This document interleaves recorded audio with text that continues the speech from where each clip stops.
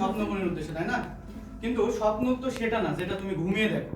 স্বপ্ন কিন্তু সেটা যেটা তোমাকে ঘুমাতে দেয় না। তুমি কিন্তু তোমার স্বপ্নের জেরে বা স্বপ্নকে পূরণ করার জন্যই রাজশাহীতে আসছো, আসনি? অনেক যুদ্ধ করে আসছো, আসনি বলো? ইজিলি কিন্তু রাজশাহীতে তোমাদের কেউই পাঠাতে চায়নি। বাড়ির সাথে, বাবা মার সাথে, সবার সাথে যুদ্ধ করে এই শহরে কিন্তু তোমরা আসছো। কিন্তু আসার পরে তোমরা যে এই স্বপ্নটাকে আসছো মানে যে স্বপ্ন পূরণ এমনটা কিন্তু না। এমনটা আসছো মানে স্বপ্ন পূরণে তুমি নগণ্য একটা ধাপে পা দিছো। কিন্তু তারপরে দেখা যায় যে তুমি তোমার স্বপ্ন থেকে ঘুমিয়ে গেছো, তোমার স্বপ্নটা তোমাকে ঘুমিয়ে ফেলছে। তুমি তোমার স্বপ্নটা মনেই করছো না।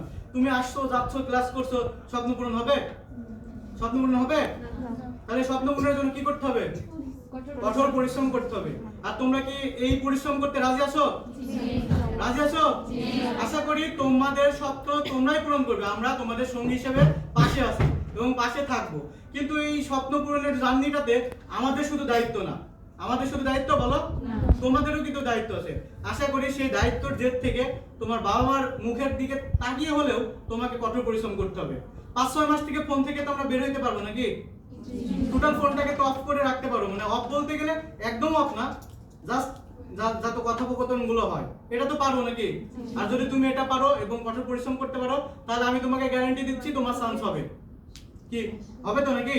তোমরা কথা দিচ্ছ সবাই চান্স পাবা ইনশাআল্লাহ। ইনশাআল্লাহ আশা করি চান্স পাবে। এই বলে আমি সংক্ষিপ্ত শেষ করছি। আসসালামু আলাইকুম।